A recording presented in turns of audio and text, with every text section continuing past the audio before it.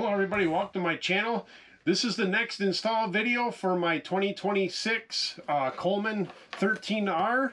This will work for pretty much any other type of camper that you might have. This is going to be a lot easier because the system works with the Furrion backup camera system. This is the Fodkh 7-inch backup camera with night vision. It's 1080p, waterproof with loop recording. In the box, we're going to go over what's in the box first. Of course, you have your instructions on how to do everything. This is your power cord for your cigarette lighter for the monitor. You can also do it with a USB port. This also comes with a nice testing cable. This is so you can test the monitor and the screen to see if they both work before you permanently install them.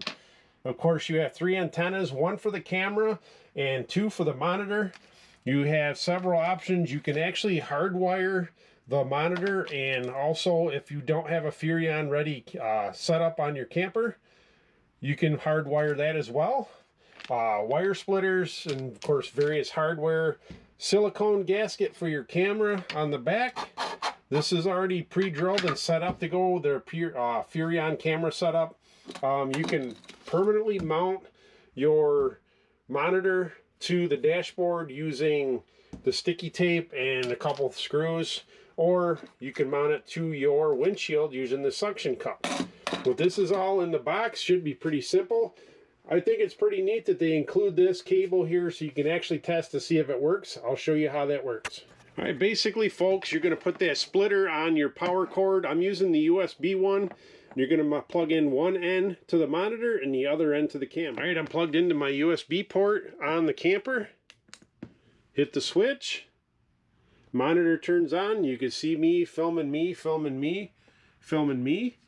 There's various functions on here. You don't have to have the backup part on here if you don't want to, but I bought this for that reason, for helping me back up the camper. I also like to be able to see the traffic behind me, not so much just for backing the camper up, but it helps you see the traffic behind you when you're on the highway. If somebody's going to pass you, it's really difficult to see around this camper. Most campers it would be. All right, folks, I just have this mounted with 2-sided tape for now. I didn't want to permanently mount this in case I get another vehicle later on. But I still have the camera inside the camper plugged into one of the USB ports. That's a very clear picture. I don't know how well you can see it, but it's supposed to be 1080. That's pretty damn good. That's better than some TVs that I've seen before. But like I said, I didn't have to do anything to pair these. Just have them powered up and they're ready to go. And you can have up to 4 cameras running off this monitor.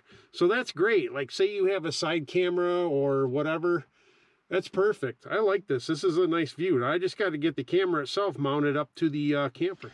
All right, folks, before we mount the camera on the back, of course, we got to take the thing that's on the back there off. I've used these screws. They really don't tell you in the instructions what screws go where, but through process of elimination, the ones with the washers and the lock nuts, or lock washers, go here. This is how you adjust your camera angle.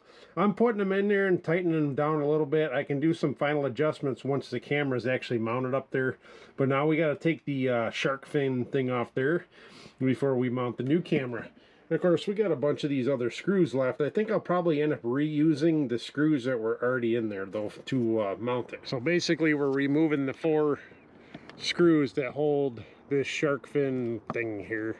So I have no way to hold on to the camera and do this at the same time, so you get the idea what I'm doing next. Yeah, we're just removing that whole cover completely, and of course the rubber gasket that was behind it, I had to kind of cut it because it wouldn't come over that. But next step is going to be putting the mount and the camera up there. The camera is on, the holes all lined up perfectly. One thing I wish they did was they would have had the bracket the same way the other bracket was, kind of like flipped the other way. They have the shorter rounded part on the bottom, but probably didn't want to get sued by Furrion, probably stupid regulations, whatever, didn't want to copy a design. Basically, now what you got to do, you basically need to figure out where you want the camera to aim. That's going to be personal preference. Like I said, just get it aimed where you want it, and then tighten these screws down that'll hold it into place. Make sure your antenna is already tightened down, and then we put the cover on it. All right, the camera's on there, folks. I don't know. Maybe the hardware I used to tighten this down after I adjusted it was supposed to go here. It looks like there's supposed to be washers there. I don't know. They don't tell you in the instructions that stuff. I didn't have any small washers I could add to this, so that's what's on there for now. The only thing securing this cover is these 2 screws. I kind of would have liked to had some more screws or something up top. It is snapped in. One thing I would recommend is still, even with this gasket behind it, it still leaves a hole that's open. The gasket on the Furrion one was completely solid. That's why I had to cut that off, unfortunately, and couldn't reuse it. There's also the gap here, if you can see it, for where the antenna comes up. I may end up covering that up with some kind of all-weather tape or something, just so water doesn't get down in there. So, I don't know. That's my complaints about it so far. I don't like this big gap here. I don't like how it leaves the hole on the inside. You don't want water getting in your camper. Everybody knows that has a camper. It's something you don't want. But the quality of the camera is good. The image is good. It doesn't look bad on here. Like I said, I might have to get something to seal it up just to make sure I don't have any leakage issues in my back wall here later on. Of course, I got to clean up some of this silicone back here. I would have liked it if they had the shape to stay the same and just reuse the gasket. All right, folks, I got the camper plugged in. Looks good. It was instant. It connected instantly. I had no issues with it. Again, this is going to be perfect, not just for backing up, but you can see the traffic behind you on the highway, so you can safely switch lanes or do whatever you got to do. Nice system for, I think they're 120 bucks on Amazon right now. I bought them during the Amazon hot days. It was like 78 bucks, so I got a pretty good deal on it. So saved me almost $200 though from buying it from Camping World, the Furrion system, or whoever else sells them. Thanks for watching my video, folks. I'm going to try and get as many camper videos out before the winter weather hits. Thanks for watching. Bye for now.